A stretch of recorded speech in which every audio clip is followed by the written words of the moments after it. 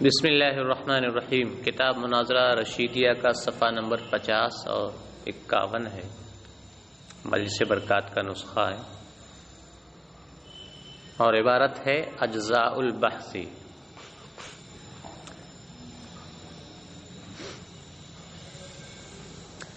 ابھی تک آپ نے جو پڑھا وہ اس کتاب کا مقدمہ تھا۔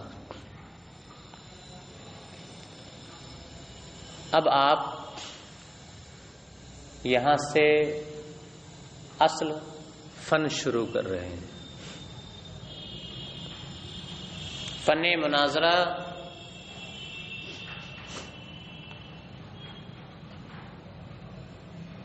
میں جو چیزیں بیان کی جاتی ہیں، بحث کی جو بنیادی چیزیں ہیں وہ ہیں تین۔ کتنی چیزیں ہیں؟ بحث و مناظرہ کی بنیادی چیزیں، بحث و مناظرہ کے اجزاء تین طرح کے ہیں۔ ایک کو مبادی کہتے ہیں، دوسرے کو اوساط کہتے ہیں اور تیسرے کو مقاطع کہتے ہیں۔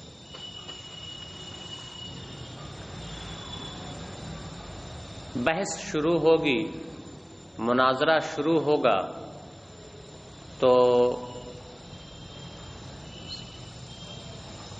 سب سے پہلے تو یہ ضروری ہے کہ مسئلہ مبحوث عنہا کی تعیین ہو جائے۔ جس مسئلے پر بحث ہونی ہے اس مسئلے کی تعیین ہو جائے۔ مدعی کا جو دعویٰ ہے اس دعوے کی تعیین ہو جائے، تاکہ جب وہ اپنے دعویٰ پر دلیل قائم کرے تو پتہ چل سکے کہ اس کی دلیل دعویٰ کو ثابت بھی کر رہی ہے یا نہیں۔ اگر دعویٰ ہی معین نہیں ہے، اگر مسئلہ ہی متعین نہیں ہے تو پھر یہ کیسے معلوم ہوگا کہ مدعی کی پیش کردہ دلیل اس دعوے کو ثابت بھی کر رہی ہے یا نہیں ثابت کر رہی ہے؟ تو سب سے پہلے تو مسئلہ مبحوث عنہا کی تعیین ضروری ہے، مدعا کی تعیین ضروری ہے۔ یہ مبادی میں آئے گا۔ کس میں آئے گا؟ مبادی میں آئے گا۔ لہذا جب مدعی کسی چیز کا دعویٰ کرے تو سائل کو چاہیے کہ اگر اس کے دعویٰ کو سمجھنے میں اسے کچھ بھی دشواری پیش آ رہی ہے تو پہلے دعوے کی تعیین کے لیے اس سے سوالات کر لے، تاکہ دعویٰ کیا ہو جائے؟ متعین ہو جائے۔ ٹھیک ہے صاحب؟ بحث کا دوسرا درجہ ہے اوساط۔ مدعی دعویٰ کرے گا تو اس پر دلیل پیش کرے گا، تو یہ دلیل جو پیش کرے گا یہ تو دوسرے درجے پر ہے نا۔ پہلا درجہ تو ہے دعویٰ پیش کرے، پھر اس دعویٰ کی تعیین وغیرہ ہو، اس پر سوالات وغیرہ ہوں، پھر وہ دلیل پیش کرے گا، پھر یہ دلیل کا جواب دے گا یا اس کے خلاف پر یہ خود دلیل قائم کرے گا۔ تو یہ دلیل کا جو درجہ ہے یہ دوسرا درجہ ہے، اسے اوساط کہتے ہیں۔ اور تیسرا درجہ ہے مقاطع کا، آخری درجہ۔ بحث اختتام پذیر تبھی ہوگی جبکہ فریق مخالف کو اطمینان ہو جائے، ہے کہ نہیں؟ مدعی نے جو دعویٰ کیا ہے اس کے دعویٰ کے ثبوت پر اسے کیا ہو جائے؟ اطمینان حاصل ہو جائے، تو بحث کیا ہو جائے گی؟ اختتام پذیر ہو جائے گی، بحث کیا ہو جائے گی؟ مکمل ہو جائے گی۔ اور عموماً خصم کو، فریق مخالف کو اطمینان صرف دلائل سے نہیں ہوتا ہے۔ بحث کے اختتام پذیر ہونے میں، بحث کے مکمل ہونے میں بڑا دخل ہے ان مقدمات کا جو فریق مخالف کے نزدیک بھی مسلم ہو، خواہ وہ مقدمات بدیہی ہوں خواہ ظنی ہوں۔ جب مدعی کوئی ایسی بات کرتا ہے جو فریق مخالف کے نزدیک بھی کیا ہے؟ مسلم ہے، تو اب اسے اطمینان ہوتا ہے یا سننے والوں کو اطمینان ہو جاتا ہے اور بحث کیا ہو جاتی ہے؟ اختتام پذیر ہو جاتی ہے۔ مثلا ایک بالکل بدیہی مقدمہ ہے کہ دو نقیضوں کا اجتماع محال ہے۔ اجتماع نقیضین کیا ہے؟ محال ہے۔ ایسے ہی دو نقیضوں کا ارتفاع بھی محال ہے۔ نقیضین میں سے کوئی نہ پایا جائے یہ بھی کیا ہے؟ محال ہے۔ تو اجتماع نقیضین، اسی طرح ارتفاع نقیضین، یہ ایک ایسا مقدمہ ہے جو فریق مخالف کو بھی کیا ہوگا؟ مسلم ہوگا۔ تو اگر مدعی اپنے دعویٰ کے اس بات میں اجتماع نقیضین یا ارتفاع نقیضین کو ثابت کر دے کہ آپ جو کہہ رہے ہیں اگر وہ ثابت ہو تو اجتماع نقیضین لازم آئے گا یا ارتفاع نقیضین لازم آئے گا، تو فریق مخالف اب بحث کو کیا کر دے گا؟ ختم کر دے گا۔ دور ہے، تسلسل ہے، یہ بھی سب کے نزدیک کیا ہیں؟ مسلم مقدمات ہیں۔ تو اگر دور ثابت کر دیا جائے، تسلسل ثابت کر دیا جائے، یا اجتماع نقیضین یا ارتفاع نقیضین ثابت کر دیا جائے تو بحث کیا ہو جائے گی؟ اختتام پذیر ہو جائے گی، مکمل ہو جائے گی۔ تو بحث و مناظرہ کا آخری درجہ کیا ہے؟ وہ مقدمات ہیں جو خصم کے نزدیک بھی کیا ہوں؟ مسلم ہوں، خواہ بالکل بدیہی ہوں، خواہ کچھ نظری ہوں، لیکن فریق مخالف کے نزدیک کیا ہوں؟ مسلم۔ ٹھیک ہے صاحب؟ تو وہی کریں، لما فرغ من المقدمتی وکانا موضوع هذا الفن هو البحث حيث يبحث فيه عن كيفياته اراد ان يشرع في الابحاث فبين اولا اجزاء البحث فقال، مصنف علیہ الرحمہ جب مقدمہ سے فارغ ہوئے اور اس فن کا موضوع بحث ہے، بحث و مناظرہ ہے، اور اس فن کا موضوع بحث ہے جہاں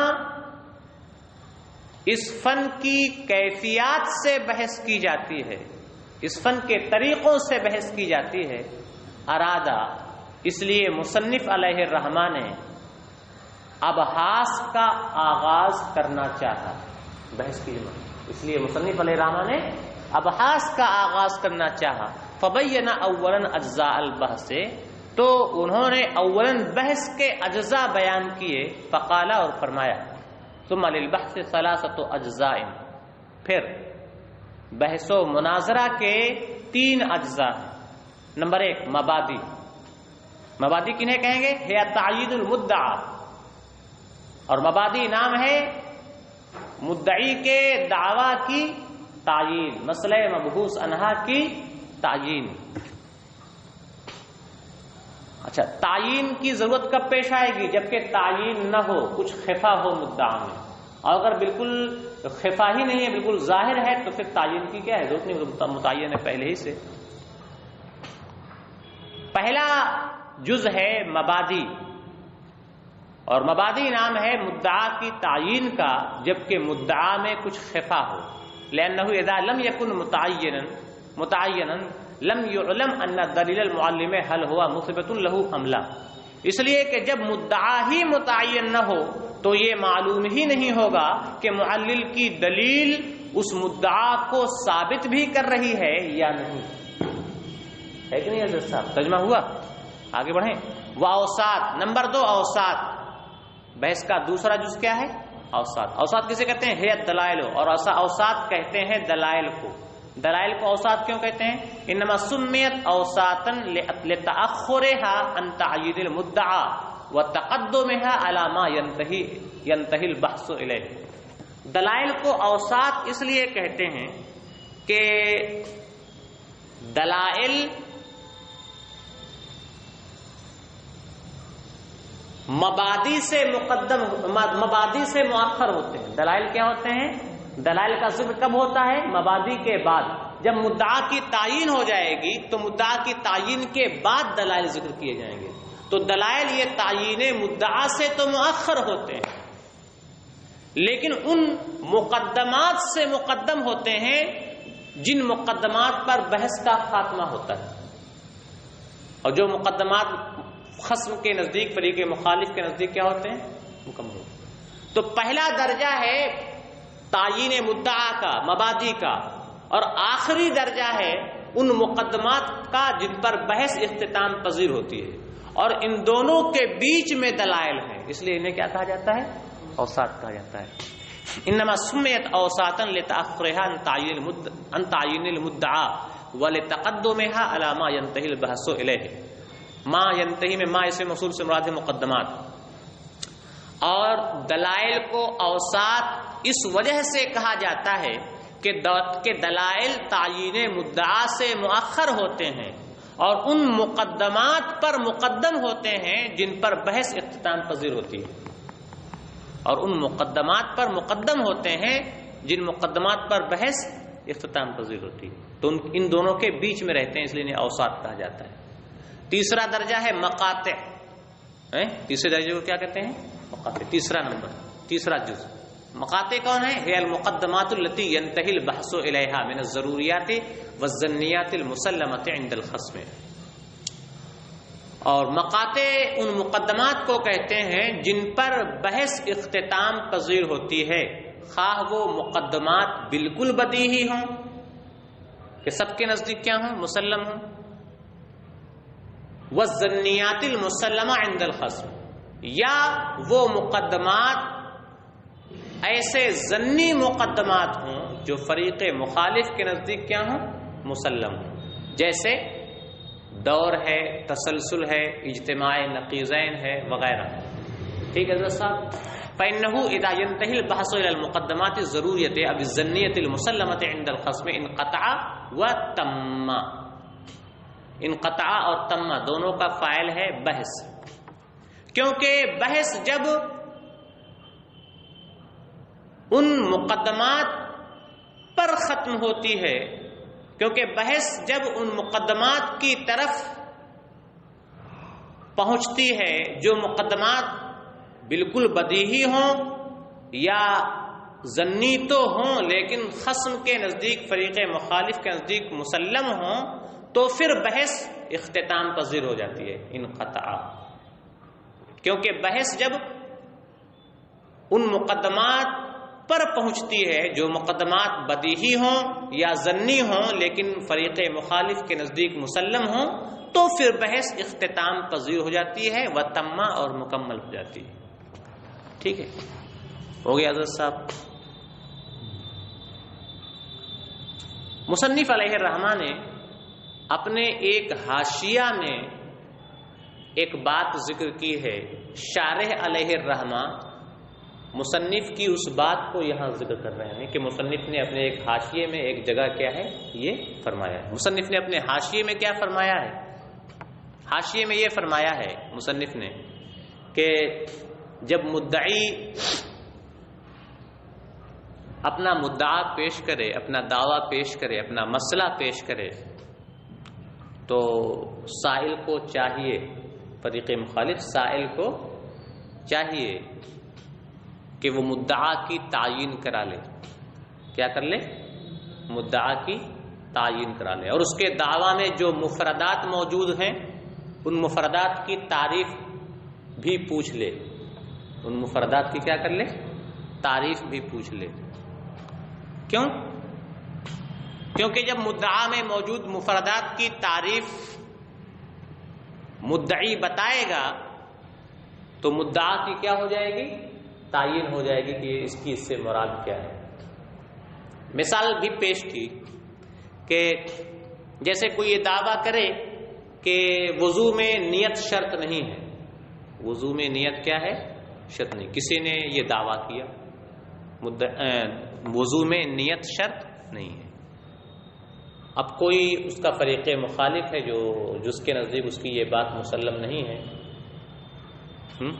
یہ اس سے بحث کرنے لگا، مناظرہ کرنے لگا، تو یہ جو فریق مخالف ہوا اب اسے چاہیے کہ پہلے اس سے مدعا کی تعین کرا لے کہ اس کی مراد کیا ہے۔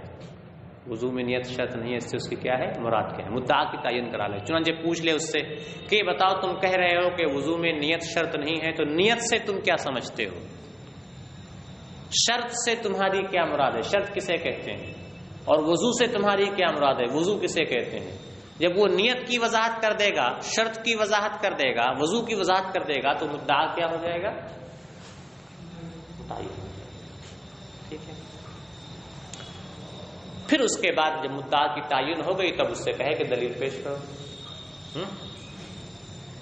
تو مصنف نے اپنے ایک حاشیے میں یہ بات ذکر کی ہے.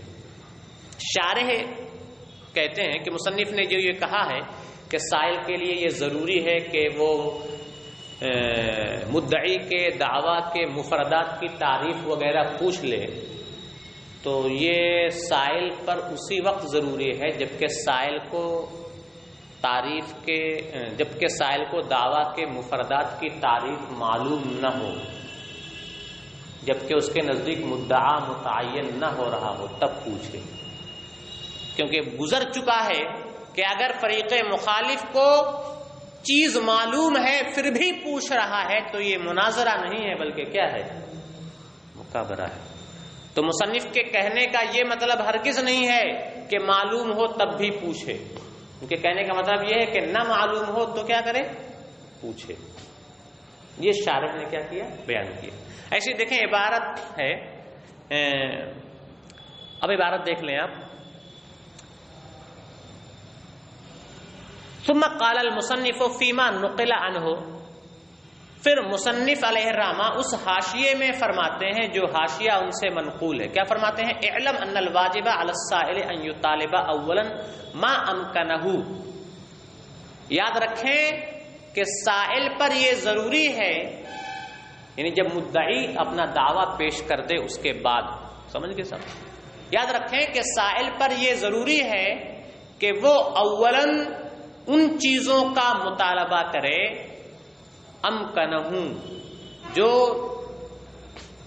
اس کی قدرت میں ہوں، جو اس کے اختیار میں ہوں، جو چیزیں جن چیزوں پر سوال کرنا اس کے اختیار میں. سمجھ گئے صاحب؟ یاد رکھیں کہ سائل پر یہ ضروری ہے کہ وہ اولاً ان چیزوں کا مطالبہ کرے جو اس کے اختیار میں ہیں. من تعریف اب ماں کا بیان ہے. من تعریف مفردات المدعا، مثلا دعوے کے مفردات کی تعریف، و تعیین البحث و تمییزہ عن سائر الاحوال، اور بحث کی تعیین اور دیگر چیزوں سے اس کا امتیاز. یہ تو اس کا اختیار ہے نا، یہ تو اس کا حق ہے نا، وہی ہے. یاد رکھیں کہ سائل پر یہ ضروری ہے کہ وہ اولاً ان چیزوں کا مطالبہ کرے جو اس کے اختیار میں ہے، یعنی جو اس کا حق ہیں، جو چیزیں اس کا حق ہیں. مثلا مدعا کے مفردات کی تعریف، بحث کی تعیین اور دیگر چیزوں سے اس کا امتیاز.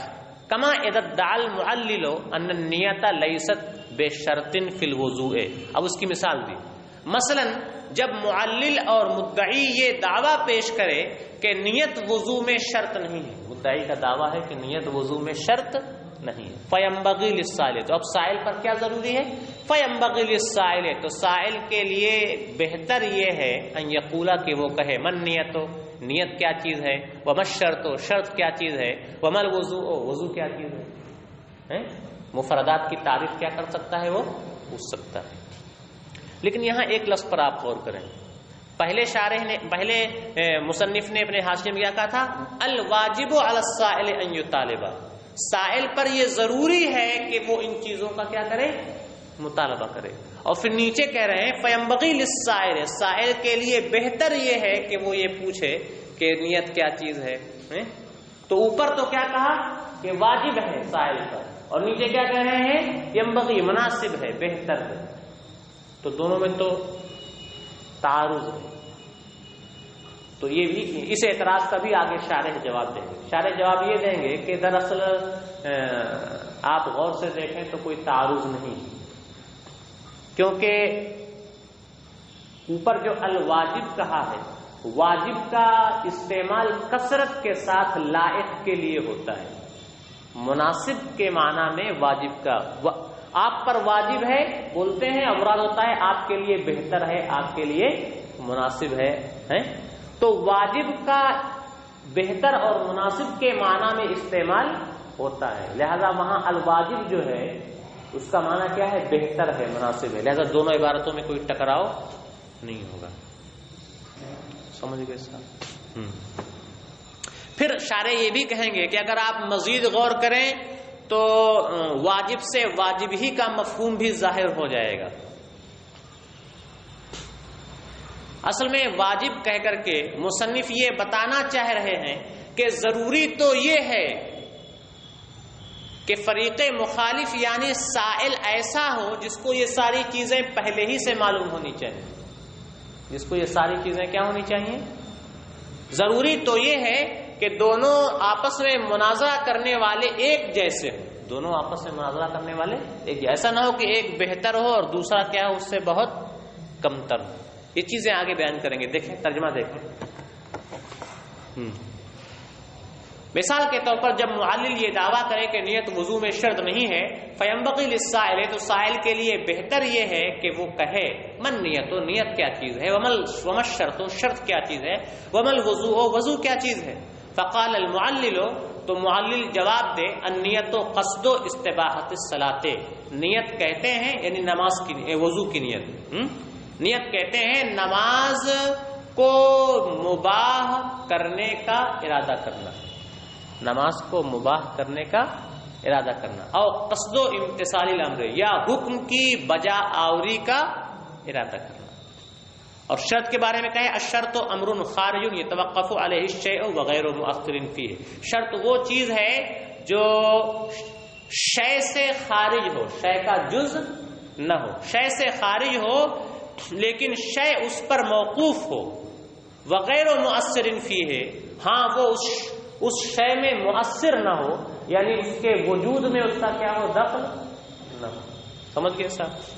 والوضوء غسل الاعضاء الثلاثه والمسح الراس، اور وضو کہتے ہیں تینوں اعضاء کے، تین اعضاء کے دھونے اور سر کے مسح کرنے کو. ٹھیک ہے صاحب؟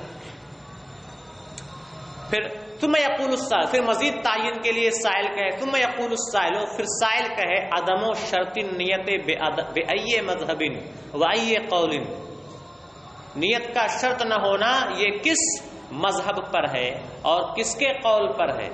فیقول المعلل، تو معلل کہے بمذہب ابی حنیفہ رحمہ اللہ خلافا للشافعی رحمہ اللہ تعالی، امام اعظم ابو حنیفہ کے مذہب پر امام شافعی علیہ الرحمہ کے برخلاف. تم کلامہ، مصنف کی گفتگو کیا ہو گئی؟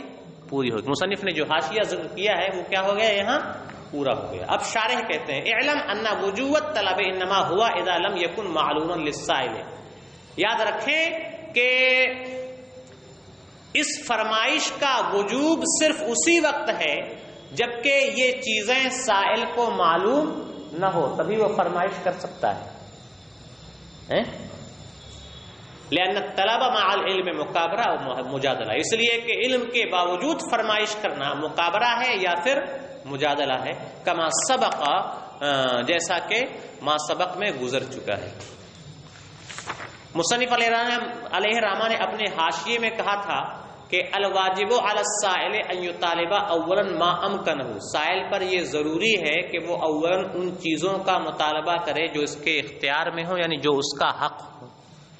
جو اس کا حق ہے، جو سائل کا حق ہے اسی چیز کا مطالبہ کر سکتا ہے، جو اس کا حق نہیں ہے اس کا مطالبہ نہیں کر سکتا ہے.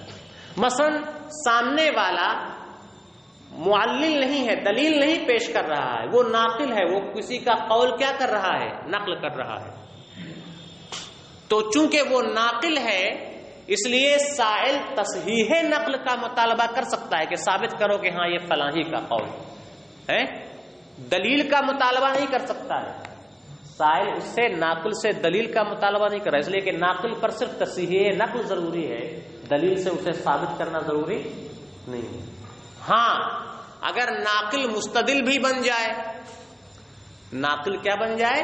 مستدل بھی بن جائے، تو چونکہ اس نے اپنے اوپر یہ ضروری کر لیا، وہ مستدل بن گیا، تو اب سائل کو حق یہ ہے کہ اس سے کیا کہے کہ دلیل سے ثابت کرو. سمجھ گئے؟ یہ وَقَوْلُهُ أَمْكَنَهُ، اور مصنف علیہ الرحمہ کا حاشیے میں جو یہ قول ہے ما أَمْكَنَهُ اشارۃ الی ان بعض الاشیاء لا يجوز طلبه من الناقل، یہ اس بات کی طرف اشارہ ہے کہ بعض چیزوں کا مطالبہ کرنا ناقل سے جائز نہیں ہوتا ہے، کالدلیل علی المنقول، مثلا شیء منقول پر دلیل کا مطالبہ کرنا، شیء منقول پر کیا کرنا، ناقل نے جو چیز نقل کی ہے اس پر دلیل کا مطالبہ کرنے کے نہیں کر سکتا، تصحیح نقل کا مطالبہ کر سکتا ہے، او علی مقدمۃ من مقدمات الدلیل الذی نقلہ معہ، یا سائل کا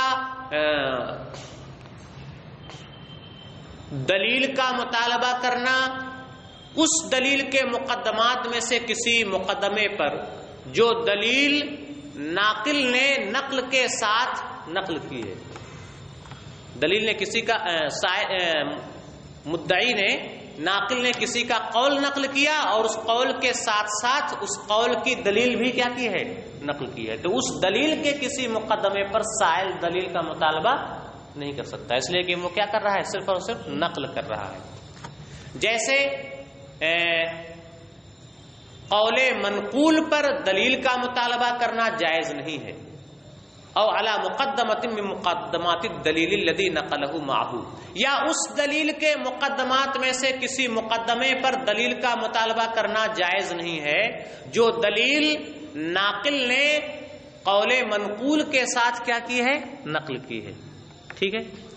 وَأَمَّا إِذَا تَصَدَّى لِإِثْبَاتِ الْمَنْقُولِ، ہاں جب ناقل قول منقول کو ثابت کرنے کے درپے ہو جائے، فَيَجُوزُ ذَلِكَ مِنْهُ، تو اس صورت میں اس سے دلیل کا مطالبہ کرنا جائز ہوگا، لِأَنَّهُ حِينَئِذٍ أَخَذَ مَنْصَبَ الْمُدَّعِي وَالْمُسْتَدِلِّ، اس لیے کہ اس صورتحال میں اس نے مدعی اور مستدل کا منصب کیا کر لیا ہے، لے لیا ہے، فَيُؤَاخَذُ بِمَا يُؤَاخَذَانِ بِهِ، لہذا اب اس سے بھی ان چیزوں کا مواخذہ کیا جائے گا جن چیزوں کا مواخذہ مدعی اور مستدل سے کیا جاتا ہے، یؤاخذان تسنیہ کا صیغہ، ضمیر کا مرجع ہے مدعی اور مستدل، ٹھیک۔ ثم قوله فینبغی، تو وہی کہ ایک جگہ واجب کہہ رہے ہیں دوسری جگہ ینبغی کہہ رہے ہیں، تو دونوں میں تعارض ہے، تو شارح کہتے ہیں ثم قوله فینبغی ینافی قوله الواجب علی السائل ظاہرا، پھر مصنف علیہ الرحمہ کا قول فینبغی، یہ مصنف کے قول الواجب علی السائل کے منافی بظاہر ہے، کہ منافی ہے بظاہر، پھر مصنف علیہ الرحمہ کا قول فینبغی ان کے قول الواجب علی السائل کے بظاہر منافی ہے، لأن الواجب ما لا يجوز ترکہ، اس لیے کہ واجب تو اسے کہتے ہیں جس کا ترک جائز نہ ہو، اور ینبغی کہتے ہیں مناسب اور بہتر کو جسے ترک کیا جا سکتا ہے۔ شارح کہتے ہیں جواب دیتے ہوئے ان تأملت بإمعان النظر یظہر لک عدم التنافی، اور اگر آپ گہری نظر سے دیکھیں گے تو آپ پر ظاہر ہو جائے گا کہ یہاں کوئی منافات نہیں ہے، کیونکہ واجب بے معنی کیا ہے، لائق ہے، واجب بے معنی مناسب اور بہتر ہے، لأن المحققین کثیرا ما یعبرون باللائق عن الواجب، کیونکہ محققین بسا اوقات لائق اور مناسب کی تعبیر واجب سے کرتے ہیں، لائق اور مناسب کی تعبیر واجب سے کرتے ہیں، تو واجب معنی میں کس کے ہوتا ہے، لائق اور مناسب کے، اسی طرح یہاں بھی واجب لائق اور مناسب کے معنی میں ہے، مع انہ فی التعبیر انہ اشارۃ الی ما ستعرف من انہ ینبغی الا یکون احد المتخاصمین فی غایۃ الرداءۃ، ساتھ ہی ساتھ واجب سے لائق کی تعبیر کرنے میں، لائق اور مناسب کی تعبیر واجب سے کرنے میں، ساتھ ہی ساتھ لائق اور مناسب کی تعبیر واجب سے کرنے میں اس بات کی طرف بھی اشارہ ہے جس کے بارے میں آپ عنقریب جانیں گے کہ بہتر تو یہ ہے کہ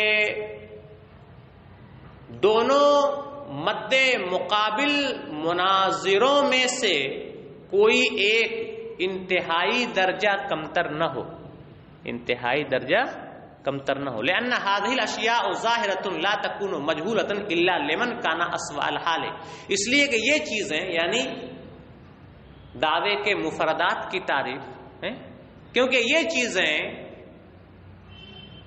مناظر حضرات کے سامنے بالکل ظاہر ہوتی ہیں، ان کے آگے بالکل کیا ہوتی ہیں؟ ظاہر ہوتی ہیں، اس لیے کہ یہ چیزیں ان کے لیے بالکل ظاہر ہوتی ہیں، نامعلوم نہیں ہوتی ہیں۔ نامعلوم تو بس اس کے لیے ہوتی ہیں جس کا علمی حال نہایت برا ہو، جس کا علمی حال کیا ہو؟ نہایت برا ہو۔ ٹھیک ہے، ہو گیا حضرت صاحب۔ اب ثم قال المصنف سے مصنف علیہ الرحمٰن نے ایک دوسرا حاشیہ ذکر کیا ہے، اس کا بیان ہے، اس کا سبق انشاءاللہ کل ہوگا، سنیچر کو ہوگا۔ آج کا سبق یہیں پر مکمل ہوتا ہے۔ السلام علیکم ورحمۃ اللہ وبرکاتہ۔